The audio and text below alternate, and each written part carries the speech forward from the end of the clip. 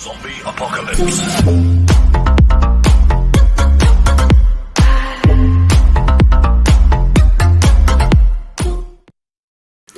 Bonjour à toutes et à tous, aujourd'hui on se retrouve pour une nouvelle vidéo présentation de la table de mixage Behringer DX2000 USB.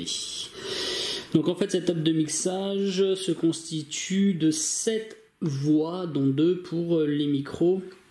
Donc voilà comment ça se présente en fait. Donc ici vous avez 2 micros. Ici vous avez donc la pré-écoute pour votre casque, ici la partie talk cover, donc qui vous permet d'avoir le son qui se baisse tout seul si vous voulez. La musique se baisse quand vous parlez dans votre micro. Ici vous avez la balance gauche-droite. Ici grave, médium, aigu, fader pour la sensibilité ici.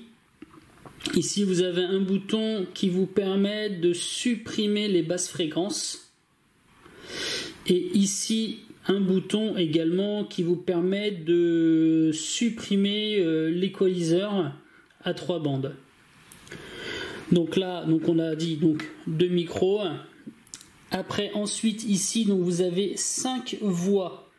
Donc 5 voix stéréo, donc ça peut être aussi bien du CD que du phono, donc pour les 3 premiers ici. Ici vous pouvez brancher par exemple 3 platines vinyles si vous voulez. Sinon vous pouvez brancher tout en CD, hein, ça pose aucun problème. Donc pareil sur ces voix là on a quoi? On a également donc la pré-écoute. On a ici le crossfader avec l'assignation du crossfader. Ici on a la possibilité de couper l'équaliseur. Et là pareil on a grave, médium, aigu. Et on a la sensibilité, donc le gain ce qu'on appelle, pour pouvoir augmenter ou baisser si votre niveau sonore n'est pas assez fort. Et ici le sélecteur line ou phono ou USB parce qu'elle fait également USB. Donc également sur cette table on a quoi? Donc ici on a ce qu'on appelle des starts. Donc des start strike, des start track ils appellent ça comme ça, mais bon c'est des starts. Ça vous permet en fait si vous voulez, si vous êtes équipé de platines vinyle de chez Technics par exemple, la MK2, ben, quand vous voulez lancer votre disque, vous avez juste à appuyer sur ce bouton là en fait et la platine se met en route toute seule. Ce qui est vraiment assez sympa on va dire, hein. Moi je l'ai sur mes platines G-Mini. J'ai le système Start Pause qui est compatible avec ce bouton là, donc qui est vraiment sympa. Ici bah, on a quoi? Crossfader, comme je dis tout à l'heure, crossfader que vous pouvez assigner là directement, hein, donc soit A soit B comme vous voulez en fait, hein. Donc que dire d'autre? Donc ici on a les 2 faders pour l'amplification. Ici on a un fader pour le retour. Donc le petit bouton qui est juste au dessus ici, ben en fait ça vous permet, si vous l'enclenchez, d'avoir le son qui est dans le retour en fait. Donc ce son passe directement dans la partie casque, hein, partie casque qui est ici également, où là bah pareil, là vous avez le volume du casque et ici vous avez soit la pré-écoute de ce côté là, soit la partie qui passe en live de votre soirée. Donc là pareil vous pouvez sélectionner, soit vous avez que la pré-écoute qui passe, ou vous pouvez sélectionner les deux, enfin là après c'est à vous de voir suivant comment vous aimez mixer. Ensuite au dessus on a donc c'est la partie éclairage que nous avons, parce que voilà comme vous avez pu le voir ici on a une prise BNC. Donc la prise BNC en fait si vous voulez vous pouvez y mettre une lumière afin de pouvoir éclairer votre table de mixage, et là ici c'est le réglage de la lumière. Ici vous avez également une entrée line et une sortie line. Donc soit vous pouvez brancher ici une tablette, un baladeur MP3, un téléphone, bien sûr il faut être équipé de prise RCA, et ici vous pouvez renvoyer le signal soit dans un ordinateur si vous voulez enregistrer, ou voilà quelque chose comme ça. Et ici on a ce qu'on appelle le talk over. Donc voilà ce que je disais tout à l'heure ici sur le micro. Si vous enclenchez là et là, en fait, si vous voulez, ça allume donc cette partie-ci. Et après, c'est vous qui réglez la sensibilité. Si vous voulez que le son s'atténue fortement, pas fortement, c'est à vous de voir les réglages que vous souhaitez. Donc je crois que j'ai fait le tour. Donc ici, comme je vous disais tout à l'heure, vous pouvez sélectionner. Là c'est pareil, hein. Vous pouvez sélectionner soit CD line, phono line, USB line. Donc voilà, je crois que j'ai fait le tour. Non, ici nous avons aussi voilà, les indicateurs. Donc ici c'est indicateur de ce qui passe en soirée, et ici c'est l'indicateur pour la pré-écoute de ce que vous avez dans votre casque, ce qui vous permet effectivement, quand vous faites votre réglage, d'être à ce niveau-là, de le régler ici avec la sensibilité, et quand après vous le passez en mode normal, votre son il est nickel au niveau du 0 dB, puisqu'en fait il faut rester en 0 dB, c'est ce qui vous permet d'avoir un meilleur son. Autre chose ici également que je voulais vous dire, voilà, si on arrive à zoomer, hop là, voilà, ces deux petites LED que l'on a ici. Donc ici on a ce qu'on appelle une assignation. En fait, tant qu'il reste en vert, on est bon. Par contre, s'il vient sur le rouge, donc le clip, ce qu'on appelle, c'est que là on est vraiment limite, c'est-à-dire qu'on est vraiment dans le clip, c'est un peu comme le pic en fait. Logiquement, vaut mieux pas y aller, hein. Il vaut mieux rester sur le vert. Et donc là au-dessus, voilà, on a un line CD. Voilà, donc en fait chaque côté a sa propre LED vert ou jaune.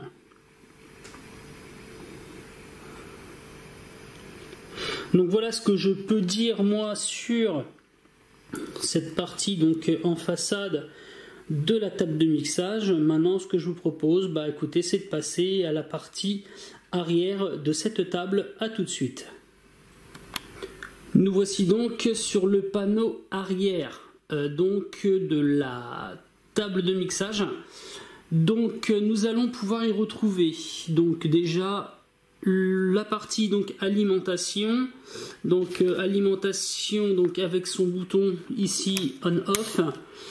Au dessus là vous allez pouvoir retrouver une prise USB, donc je vous dirai tout à l'heure, une fois qu'elle sera dans son fly, à quoi ça sert, mais apparemment on peut brancher un ordinateur, et il y a un logiciel donc à télécharger pour pouvoir se servir d'un ordi sur la table. Ici donc vous avez la possibilité de brancher un caisson de basse et d'y régler les fréquences de coupure, level fréquence. Ici donc en XLR vous pouvez brancher donc un ampli. Ici vous pouvez brancher également donc le recording, donc ce qui vous permet d'enregistrer ce qu'il passe. Ici vous pouvez également brancher un autre ampli donc en jack, idem pour cela. Et de ce côté-ci effectivement c'est la partie retour, comme je vous ai dit tout à l'heure, le potentiomètre pardon, retour. Donc voilà, vous pouvez brancher un ampli également ici. Donc là après on a ce qu'on appelle donc ici en jack au nombre de 5 les starts. Comme je vous ai montré tout à l'heure, la partie poussoir donc qui vous permet de faire démarrer vos disques directement. Ici vous pouvez brancher un multi-effet. Ici du coup vous avez toutes les connectiques line, CD, phono ici avec les masses pour les platines vinyle. Ici sur l'arrière vous avez donc deux entrées XLR également pour le micro, mais vous pouvez ici également brancher du line. Alors, je sais pas, ça peut être une guitare, ça peut être une basse, enfin voilà, vous pouvez également vous en servir pour cela. Écoutez, voilà, je pense que j'ai fait donc le tour des connectiques et de la façade de la table de mixage. Maintenant, on va se retrouver une fois la platine, excusez-moi. On va se retrouver Voilà, je pense avoir fait le tour de la table de mixage. Maintenant, on va se retrouver une fois installé dans son fly et je vous dis à tout de suite. Et l'on se retrouve, bah voilà, hein, la table de mixage donc est dans son fly, donc avec les platines en dessous, le bandeau platine au dessus, donc bah voilà comment elle se, donc avec le logo Behringer qui lui donc en fait s'allume, ce qui est plutôt sympa de nuit on va dire. Et effectivement je vous parlais donc vous voyez des boutons qu'il y a ici là, les start en fait. Et donc effectivement les starts, donc voilà on peut là ici regarder sur la platine, donc voilà j'ai calé un disque, on est d'accord. Maintenant bah, ce qu'on va faire c'est que par exemple bah, j'ai envie de le lancer, bah, en fait voilà je me mets ici et en fait j'appuie directement pour lancer le disque. Voilà, donc voilà ça vous permet effectivement de pouvoir mixer bah, tranquille hein, donc c'est une fonction assez sympa pour celui qui a envie, c'est vraiment une fonction assez agréable. Après la chose qui est sympa aussi, par exemple de nuit, bon, on va dire c'est la partie lumière, voilà, qui est relativement cool aussi.